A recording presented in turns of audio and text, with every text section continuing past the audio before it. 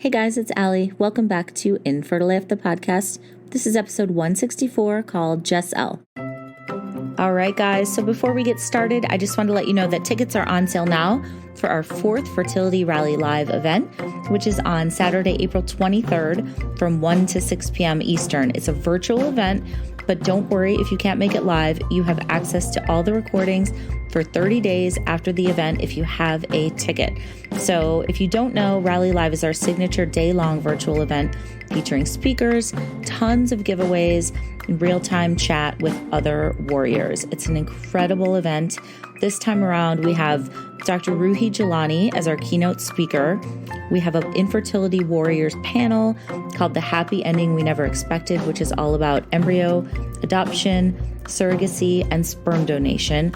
And then we have 10 breakout sessions covering everything from fertility and fitness to sex during infertility to all about diminished ovarian reserve to egg and sperm quality and so much more. We also have an afternoon reset with JC Gossett, who's the founder of The Class, and all ticket holders get an epic swag bag, including a free 30-day trial membership to The Class, which is a really cool virtual workout you can do. So we've got lots of giveaways, like I said. We would love to see you there. It's such an empowering and inspiring day, and we can't wait to rally with you. So check out our Instagram, which is Fertility Rally, or go to fertilityrally.com for more info. And we hope to see you guys there, either on the 23rd live or anytime 30 days after. All right, guys. So I'm so excited for you to hear my conversation today with Jess, who I met through Fertility Rally. She is a Fertility Rally member, and she is just a wonderful person in so many ways. She's funny. She's cool. She's going to tell us all about today what she and her wife, Anne, have been going through trying to have a baby. So she is still in the midst of her story. She's been through a ton of shit. She's going to tell us all about it. So thank you so much, Jess, for sharing your story. And thank you to Anne as well. Without further ado, this is Jess's infertility story.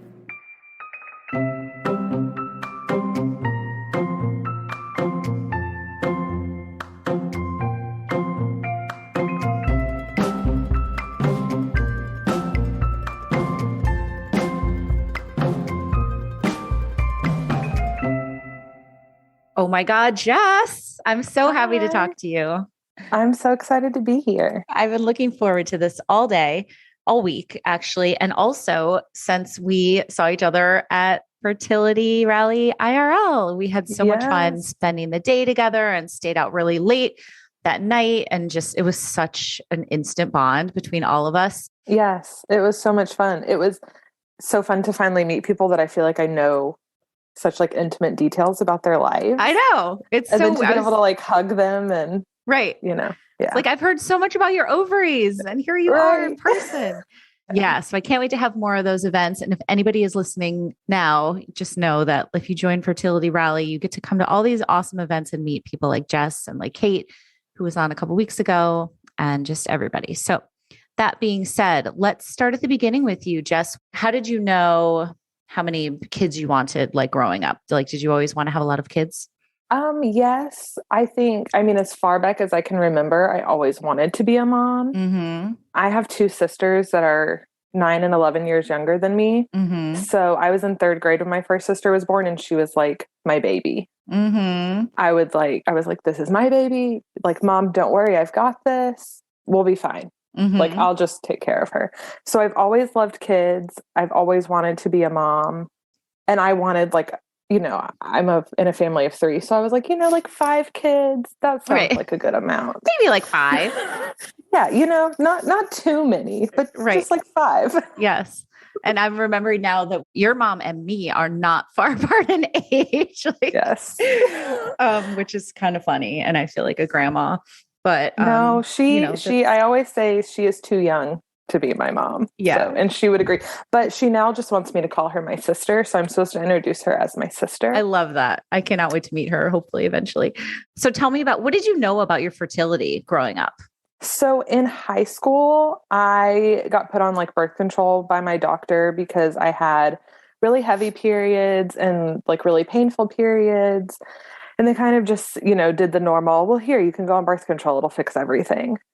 And at some point, I think in college, I had a doctor tell me I probably had PCOS. Mm. And she said she did also. And she kind of said, there's no point in doing testing because it's not an exact thing. And either way, we would probably tell you to be on birth control, because I was kind of on birth control, like off and on. Mm-hmm. So at that Did point, it I help went, when you went on it? It did. It made my periods shorter and probably lighter. I was off and on it so much, and I did like the pills, and then at one point I did like the depot shot, which completely took my cycles away. And when it came back after that, it came back completely different, like super short. My periods like 2.5 days, and super heavy, and still like super crampy, back pain, all of those things. Okay. So from a young age, I always had this inkling I would have a problem getting pregnant, but I had no like real evidence. It was just this like gut feeling. Yeah, that's so interesting. And you're not the first person who said that on the show. You know, I think we have that gut instinct, but you also, you know, your body better than anybody else, right? So maybe in the back of your mind, subconsciously, you're like, something's going on. So with the PCOS, did they ever like fully diagnose it or do anything to treat it besides putting you on birth control? So it's kind of been this back and forth. Like one doctor would say I had it, and then another doctor would say, no, I don't think you do. I had like my hormones tested, and my like testosterone was high, but then years later I had it run again and it was fine. So it's been this like up and down until recently when I saw a reproductive immunologist, and they said, you definitely have PCOS. Like I have polycystic ovaries. I am again at a point where my hormones are like not where they should be. So I think it's just official. How do you feel like day to day? Do you feel shitty? I don't feel like I notice it a ton day to day. Yeah. But I don't know if that's just because I'm used to how I feel. Like this is how I've always felt. So it's kind of hard for me to judge, I guess. Yeah, that makes sense. All right, let's fast forward a little bit. Tell me how you met your wife, Anne. We met at a happy hour at a Tex-Mex restaurant through a mutual friend. Perfect. Yep. And was it like instant chemistry? Well, her girlfriend at the time showed up. Whoops. So I guess instant no, but that relationship was like ending kind of when we met. I like to say I kind of just like wore her down until she was, I was like, I know you like me. It's fine. I think there was a little hesitation on her end because like, you know, we have an age gap. So we're just over 10 years apart. Okay. But we just say 10 because she says over 10 is too much. Yeah. You don't need to get all specific. Yeah, right. So there was that. And then obviously coming right out of a relationship, like she wasn't looking to jump right into one. But we kind of started hanging out and have just continued to hang out every day since. So it kind of just happened. And yeah. Okay. So when did you know that you wanted to get married? I would say pretty soon after meeting. I think we were both kind of on the same page. Like I knew she was my person. And I think she kind of quickly felt like this relationship was different than her past relationships. We met in 2014, got engaged 2015, married 2016. So. And then did you guys talk about family and having a family, expanding your family?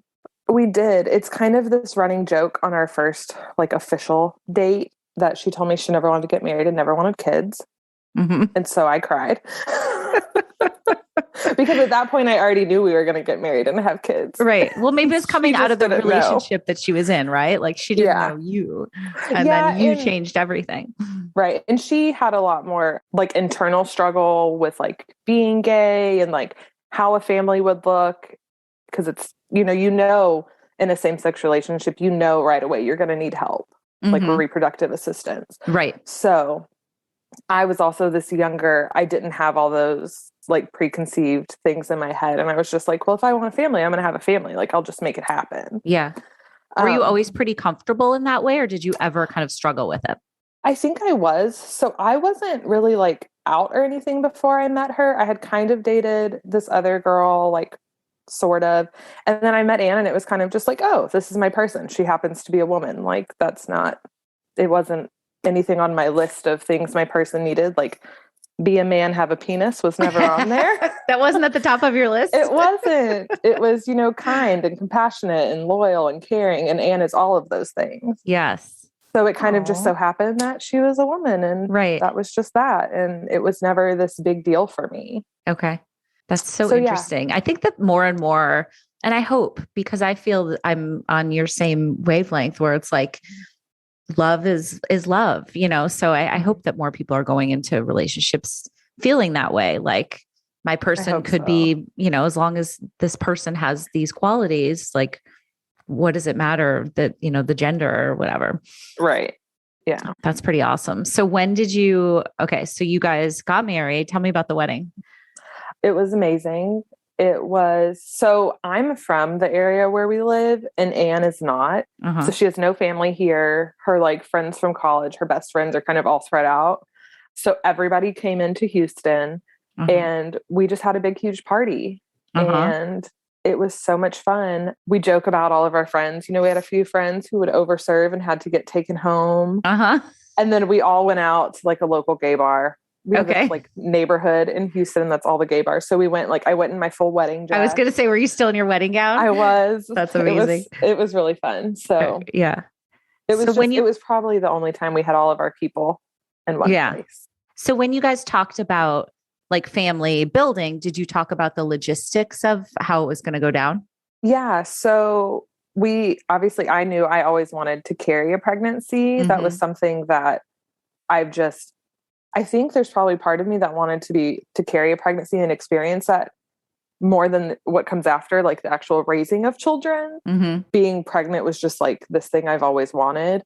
And Anne was never really interested in that aspect.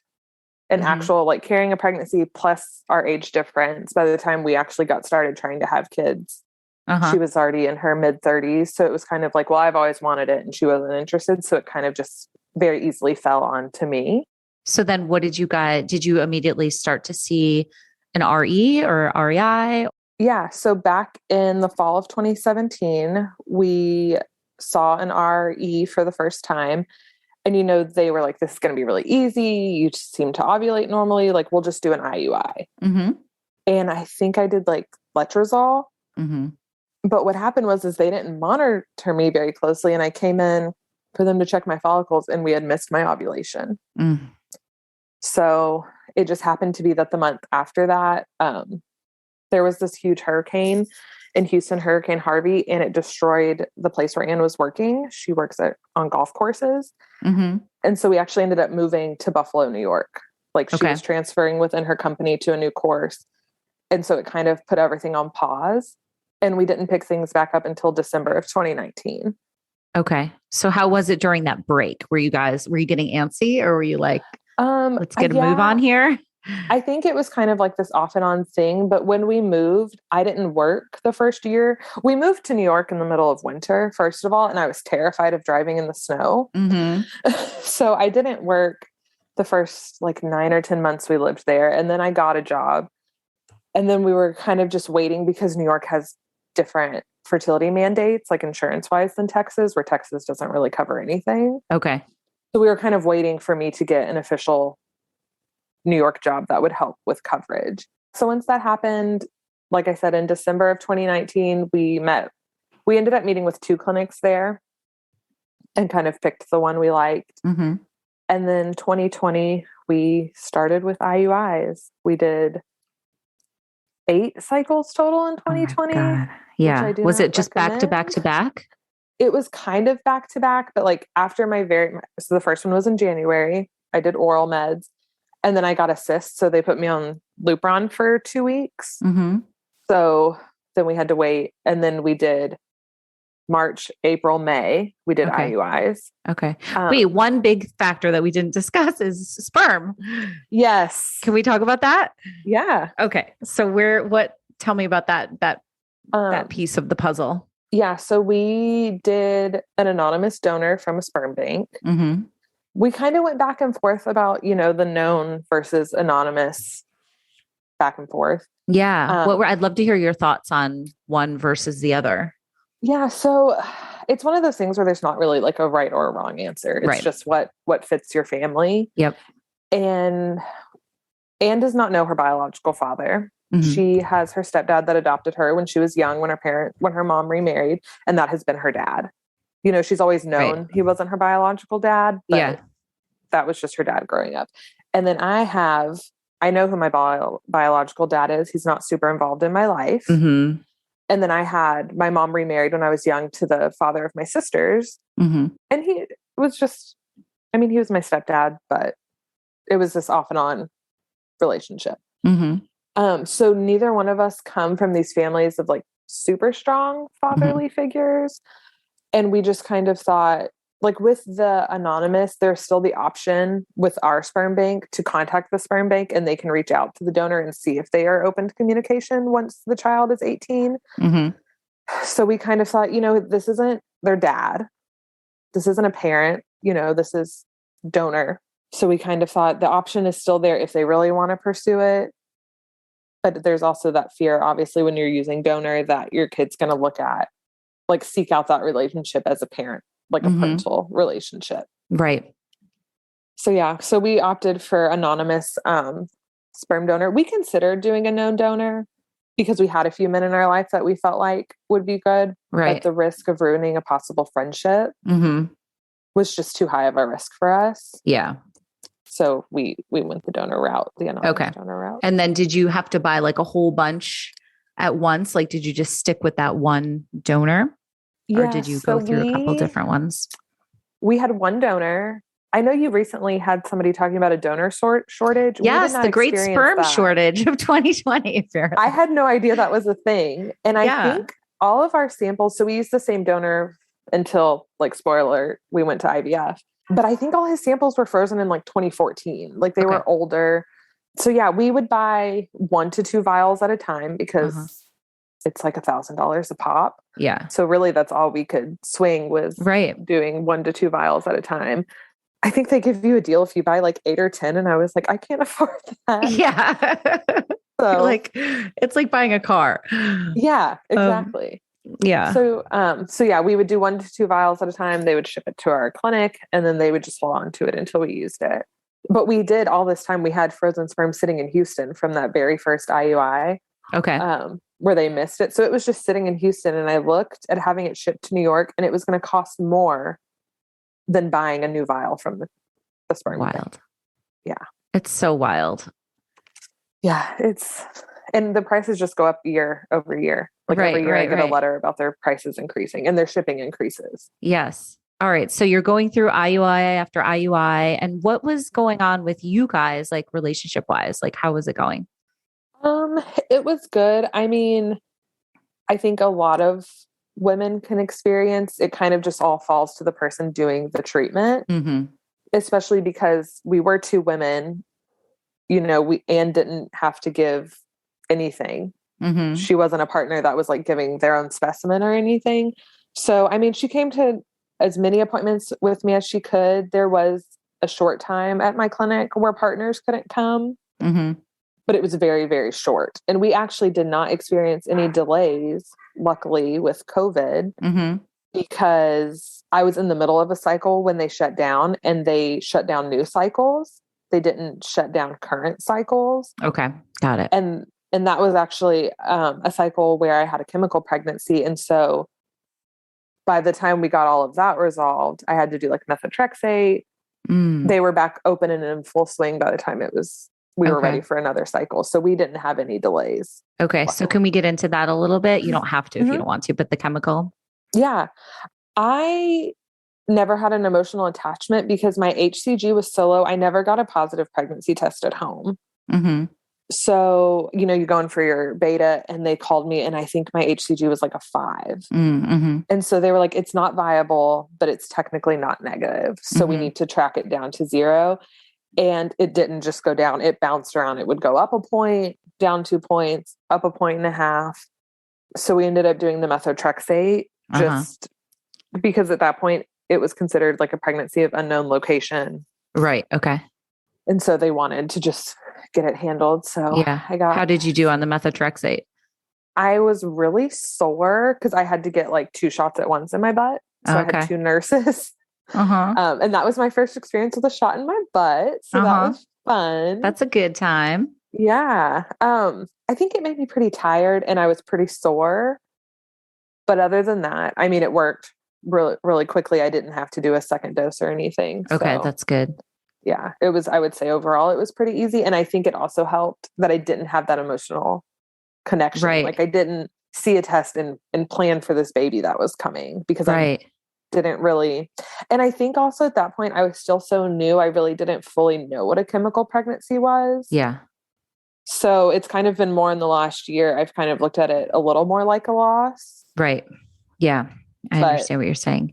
I was talking to somebody else the other day, and you might've been on this group call with Fertility Rally, but they were talking about, their numbers started out pretty low, but it was like higher than a 5. So it took a while to go down, and it was like several weeks, and you can't really do anything till it's back down to 0. And they were saying like waiting to be unpregnant is like torture. Like it's like a unique form of torture. And I was like, it is so terrible that, so many of us have to go through something like that. So, I can relate to your number. And if anybody's going through that right now that's listening, I'm so sorry. It's so rough because you're like in this limbo period, and it's like just this shitty situation. Nothing good is going to happen at the end, Right. Yeah. It's like you're so ready for that next step, but you're also like typically mourning what should have been. Right. Exactly. And waiting to be unpregnant. I mean, waiting and all of this is terrible, but it is a very unique, special, terrible. Yep. Exactly. Okay. So what happened next with you guys? So after that, we did another IUI. It failed. And I think that was then IUI 4 or 5. So then we had a call with our doctor. We did the call, does it make sense to keep going? Do we need to look at IVF or something? Oh, and I didn't say at this point, I was doing IUIs with Menopur and Gonal-f. Okay. I was doing injections. Yep. My insurance, I also had insurance that covered IUIs that did not cover IVF. Okay. So this was like a very affordable outside, like the biggest cost was the sperm. Right. Got it. This was like, my meds were covered. I just had co-pays. My doctor said, I think you should keep going because in my case, they kept saying it was a lack of exposure to sperm because we were 2 women. Like there was no chance of getting pregnant at home. Right. Right. And they're like, at this point, we don't see any reason why you wouldn't get pregnant. Okay. So we had kind of capped it in our brains at, we're going to do 6 IUIs. If after that, if we haven't gotten pregnant, we're going to move on. Okay. So we did 1 IUI after the chemical, it failed. We did another, and this time we did a double IUI. So we did it 2 days back to back. Ooh. And we did an HCG wash for the first time. Okay. Tell us what that means. So the day before my IUI, they mix up the HCG, like the trigger shot, and they wash it into your uterus. It's actually very similar to getting an IUI. It's very quick. I didn't feel anything. And I guess from my understanding, it's supposed to kind of make your uterus a little more sticky and like encourage a fertilized egg to implant. So interesting. Yeah. I had never even heard of it until when we did that call of, is there anything we can do if we're not going to move on at this point? They suggested that. And we were like, sure. Good to know. So is that something people can ask for if they're like in the IUI circuit? So what they had me do is I triggered with, instead of like the whole 10,000 IU or whatever, they used like a small amount for the wash. It wasn't even half. And then I triggered with the rest and I still ovulated fine. So I guess that is, my clinic also does it for FETs. Okay. So are you happy with your clinic overall? I love my clinic. Okay. That's good. Can I say my clinic's name? Sure. Yeah. If you want to. So I'm at CNY and I'm at the one in Buffalo, and I feel like CNY kind of has like, I feel like a lot of people like love it or hate it. Okay. And I've gone to other clinics and they've kind of been unsure. CNY is very affordable cash wise. That's kind of what they're known for. I ended up there just because I was local, but I mean, I loved it enough that now I live in Texas and I fly back to New York to go to them. I feel like the staff there is very invested in us and having success. And I think that is a very important connection to have when you're at a clinic. Yes, totally. Yeah. Okay. So I love them. Yeah. All right. So keep going with your story. Yeah. So we did our double IUI. We got pregnant, like officially pregnant, like real pregnant. Okay. I think they did my betas every 2 or 3 days up until they do a very early, like 5-week ultrasound just to make sure that the pregnancy is in the correct space. Mm-hmm. And it was. And so then they do a weekly ultrasound. So we went in at, I think I was 6 weeks in a few days, and we got to hear the heartbeat, and it was very exciting. How did you feel when you got all that good news? It was amazing. I was just like, I can't believe it's finally here. Like this was our last IUI. Yeah. This was the last one we were going to do before moving on to more expensive, invasive things. Uh-huh. So, I mean, we were thrilled. We told my family, we told my mom and my sisters after we saw the heartbeat, because my family all knew what we were doing. Uh-huh. It was never a secret. I don't think I could have gone through it without support. Right. So we told all of them. Everyone was very excited. And this was going to be like the first grandbaby, all the things. And then we went back the next week at 7 weeks and a few days, and there was no heartbeat. So sorry. And that was a gut punch. Yeah. That so was tell really me hard. about that. That's like the most nightmarish moment for so many people to hear those words, right? Yeah. So it was actually our doctor was doing our ultrasound that day. And I mean, we were completely oblivious. We didn't accept it was taking her a little longer. Uh-huh. And then I think Anne realized it first. Uh-huh. I think I was just like in this la la land. Yeah. Like nothing bad would happen. Yeah. And she said those words, "I'm sorry, I can't find a heartbeat." And we just crumbled. Yep. Crumbled. That's such a good description for it. Yeah. Yeah. And of course, right after that, because of COVID, at that point they highly suggested a DNC to test the products of conception, because at that point she kind of said, it has been a little tough to get you pregnant. Mm-hmm. So she was like, I would like to know if this is a chromosomal issue, or if it's not, we can do testing on you. Mm-hmm. My clinic believes one miscarriage is one too many, and they will run recurrent pregnancy loss after one, like confirmed normal.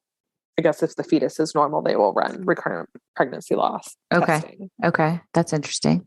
Yeah. So we opted for the DNC, which of course meant they had to give me a COVID test. Right. As I'm like bawling, the nurse came in to do it, and then she had to leave us because I couldn't stop crying long enough for her to do it. So we went like that next week, had a DNC, and then they track your HCG down to 0. And I actually had to drive to I didn't have an OBGYN in Buffalo, and that clinic was not doing like surgical procedures at that location. So I had to drive over to Syracuse, which I think was like 2 hours. And we spent the night. We did that. And then they were tracking my HCG, and it wasn't dropping. Yeah. And they weren't sure why. So they did an ultrasound. The surgeon had missed, or the doctor had missed everything. Oh my God. So here we are. Meaning what? Everything, the sac, the baby, everything. You could see it all on the ultrasound. So. Oh, wow. Yeah. And we had just gotten a letter from the lab saying they could only find my DNA in the tissue that was sent. And we were like, well, great. They didn't get it. So now we're not going to be able to do this testing. Well, it turns out they didn't get it because it was all still in me. Oh my God. So I had to have a second DNC. And so then that just happened to be, we were going on vacation to Lake Placid. So on our way, we just stopped by the clinic and had a DNC on our way to vacation. God. So this is like fall of 2020? Yeah. This is October at this point. Yeah. Okay. So we did that. They told me they were going to get it all. They confirmed it via ultrasound, like after he did it. The doctor was very apologetic. They said these things can happen. And I knew there was a chance they wouldn't get it all in the first one. But I didn't realize like they could completely miss. Yes. I haven't heard of that happening before. I'm so sorry it happened to you. Yeah. And I haven't heard of it happening to anyone else. Yeah. And if they hadn't, I feel like they handled it very well. They're very apologetic. My doctor at my location, I mean, I could tell she was embarrassed and so upset for us. Yeah. I think she probably called them and gave them an earful on our behalf beforehand. But he was very apologetic. He said he wanted to redo my procedure like himself and make sure it was taken care of. They covered like all the anesthesia. Like I didn't have to pay for both procedures, which I would have fought it, but they offered it. Yeah. It was just like, we are so sorry. That's good. So yeah, we did that. We went on a vacation. We came back. We tracked my HCG. It went down. And at that point, after 3 years in Buffalo, we decided to move home. Okay. Part of it was COVID, and we never made like a core group of friends in Buffalo. Uh-huh. It was really hard for us to, I mean, making friends as an adult is hard. It is hard. It's unless you're at a fertility rally event. Yes, unless you find a fertility rally. And I'm so sad that there's not very many people local to me. Yeah. But yeah, it was really hard. And at this point, so when I first got pregnant, that's when I found Blair on Instagram. Uh-huh. And it was like we were pregnant at the same time. Okay. So my due date and her due date with Hadley were right around the same time. Oh, right. Okay. And I don't know how I stumbled across her. She must have been on like my Explore page. Uh-huh. But that was my in to this like wonderful group. So we moved home. I needed my mom and my family. You know, we didn't have a lot of support. So we came home. And then in December, so we moved home in November.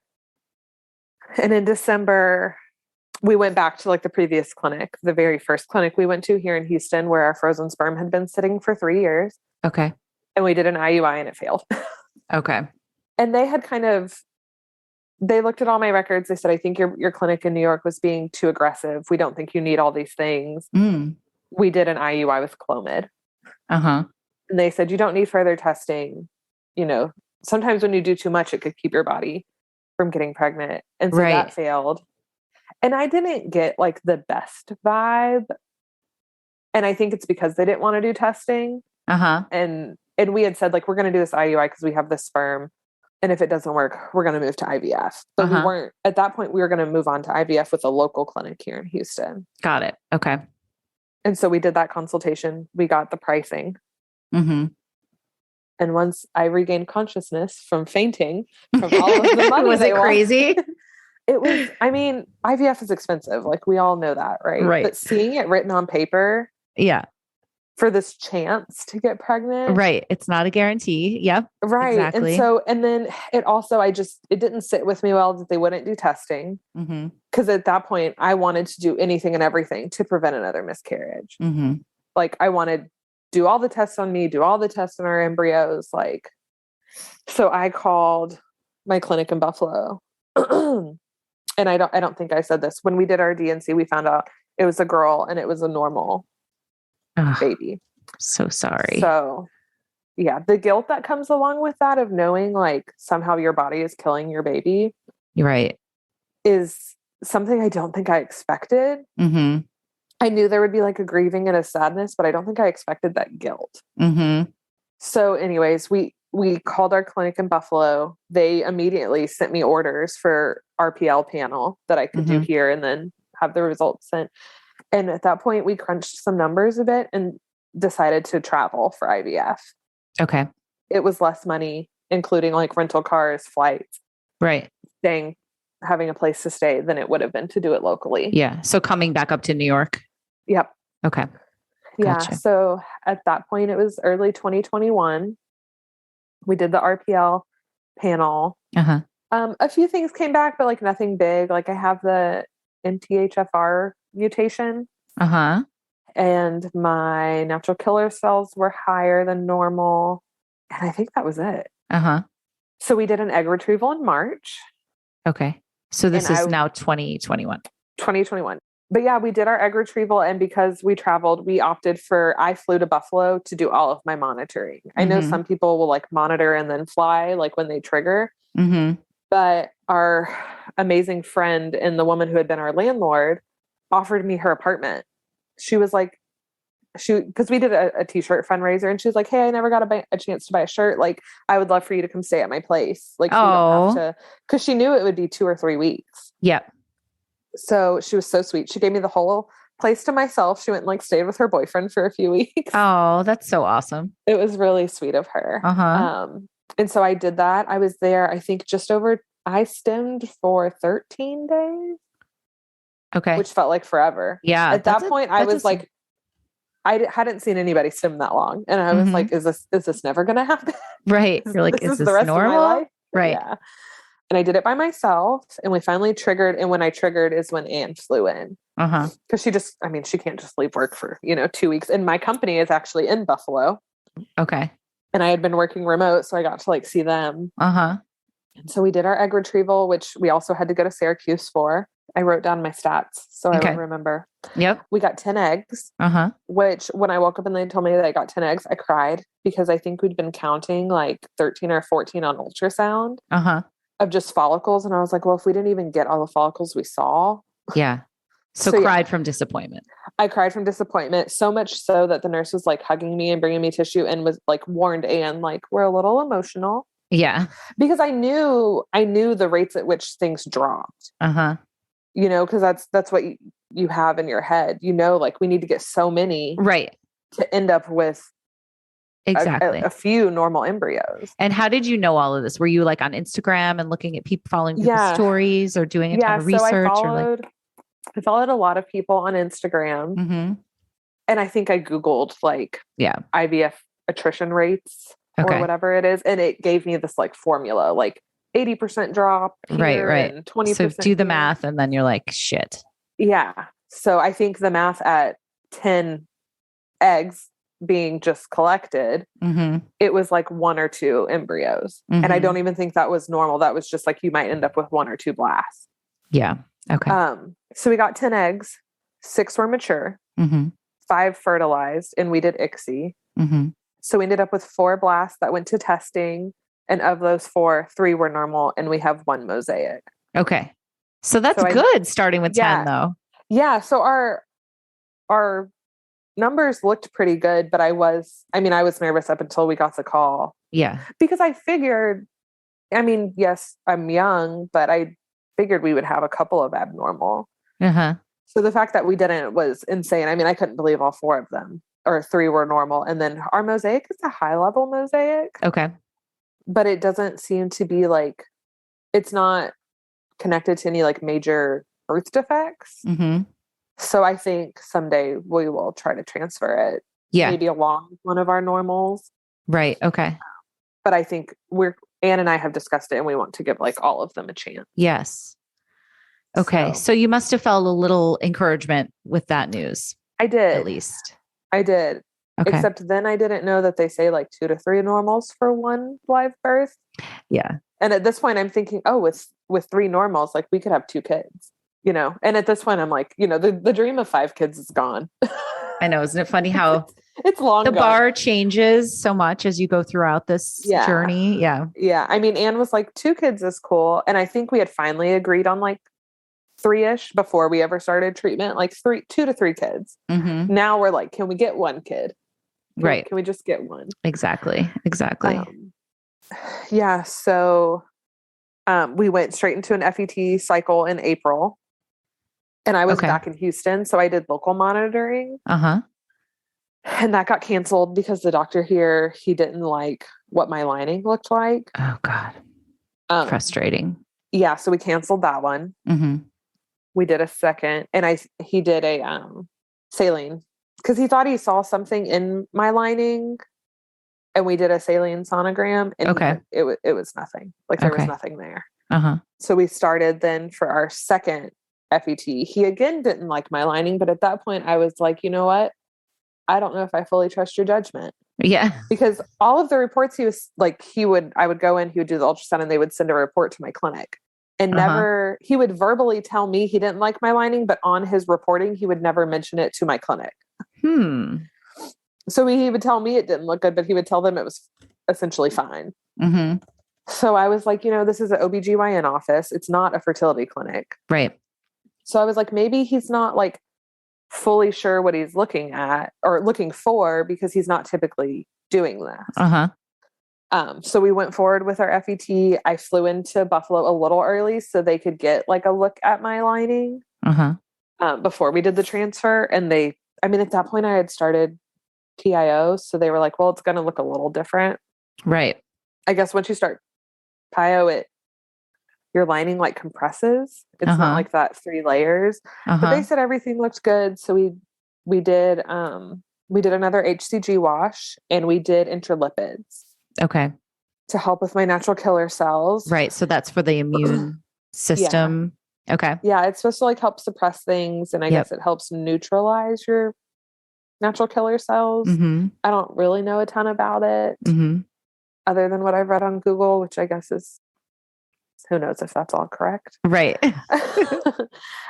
So in late May of 2021, we did our first FET and we got pregnant again. Uh-huh.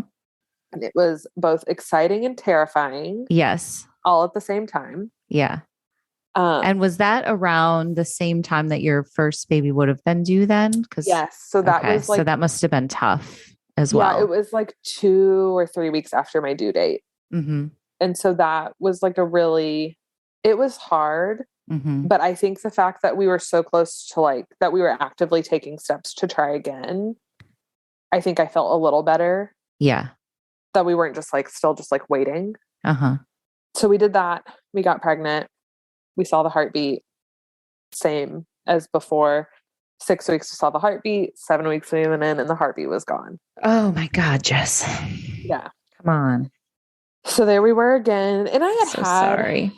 like some fears going in. I was like, this is the ultrasound. Like, this is where it all went bad.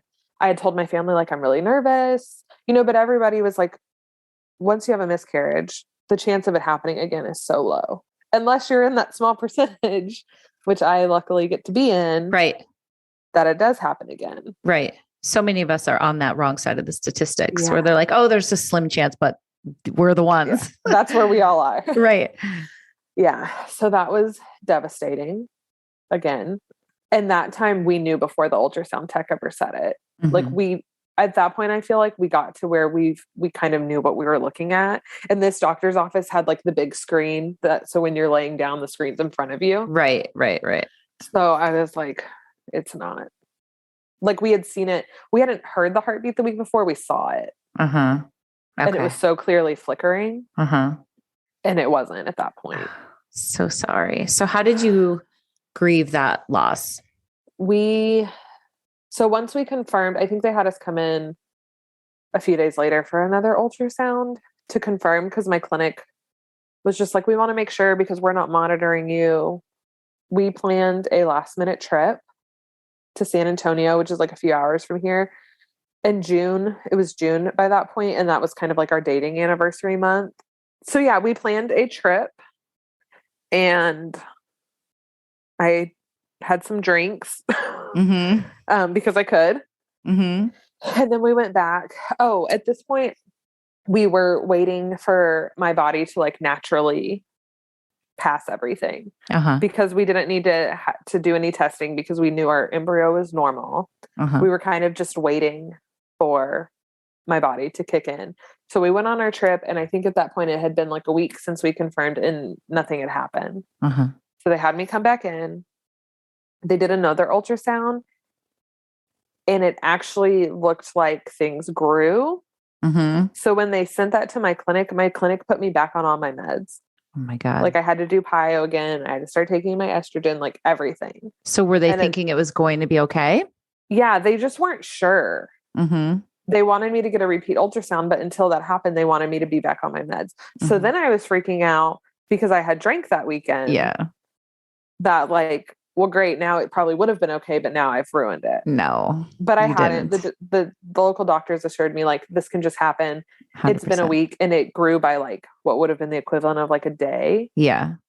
But I guess also like, I mean, when fetuses are like so tiny, even measuring, like you could have 2 ultrasounds measure back to back and it could be different because it's such a tiny thing they're measuring.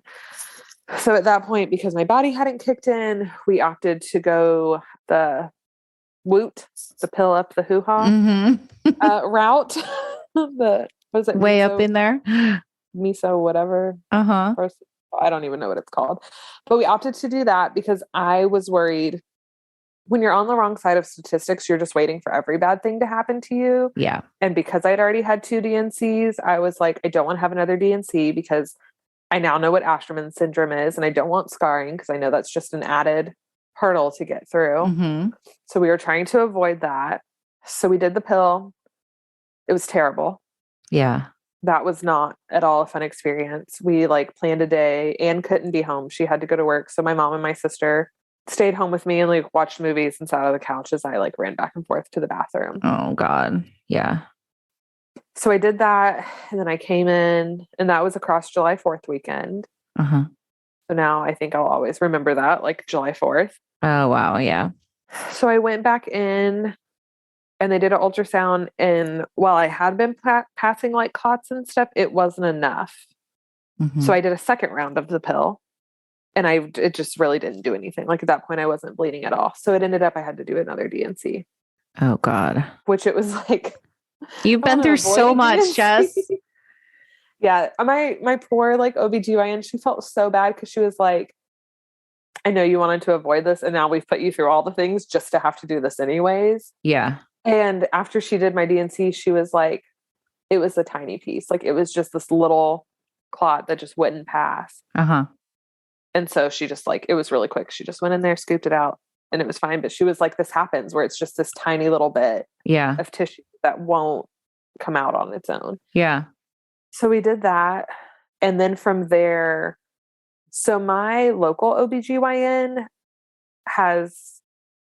so my like OBGYN office doesn't do like assistive reproductive stuff. Mm-hmm. I'm not sure why they don't. So they don't do like Clomid or Letrozole, but she does have a lot of patients that have seen reproductive immunologists. Mm-hmm.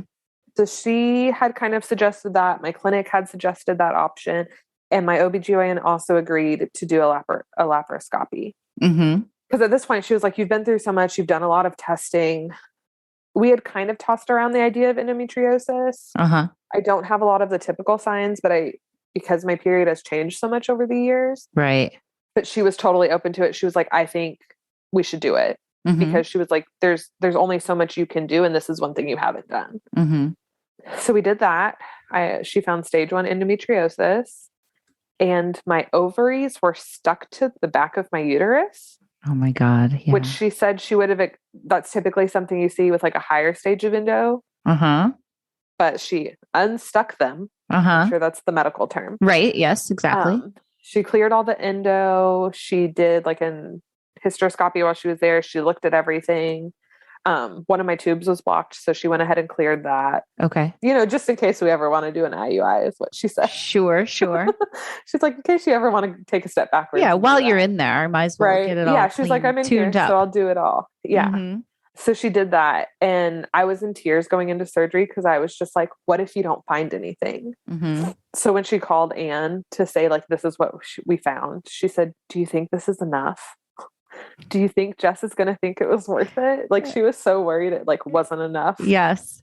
But it was enough for me. So we did that. And we did this all while waiting to see an RI because I was on like a 4-month wait list. Uh-huh.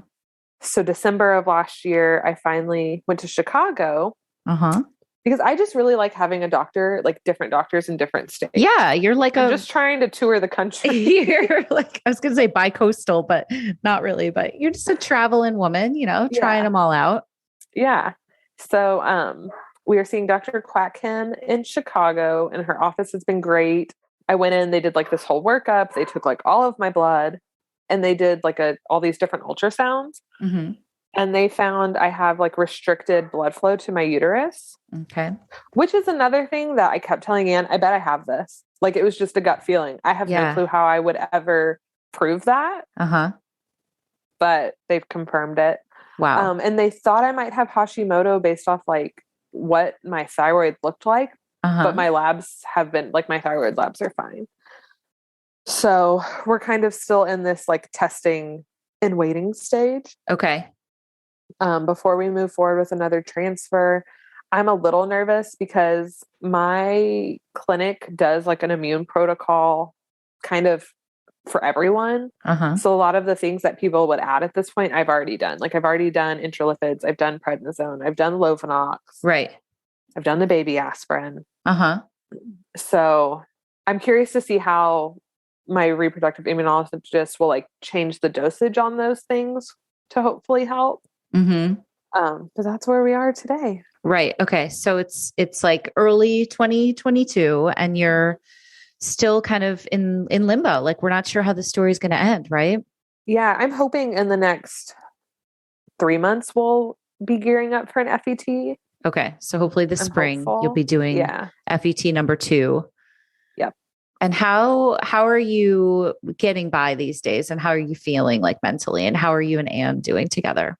Anne and I are doing great. Good. That we'll start with like the highs. Highest to lowest. Great. Yeah. We are kind of trying to plan out a trip. So our anniversary is in November, for a trip in November, because I have learned that you should just plan the trips and reschedule if you need to. But good advice. Yes. But waiting around is not good for the mental health. Yes. If you have any like advice for somebody who's listening who might be, you know, in the thick of it, what would you say, or what do you wish you would have known when you guys first started to try? I think find support. I wish I had found Fertility Rally sooner. I think April is like my 1 year. Yay. I think I joined right before we got into like our FET, or right after our first FET was canceled. So I would say find support however you need it, whether it's online or friends or family.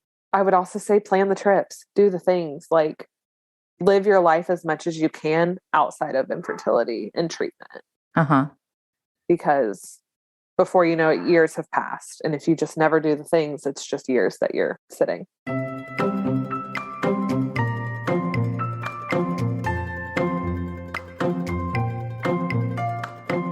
All right, guys. Thank you so much for listening. And thank you so much to Jess. I love you, girl. Rooting for you always. So we will continue to follow Jess's story.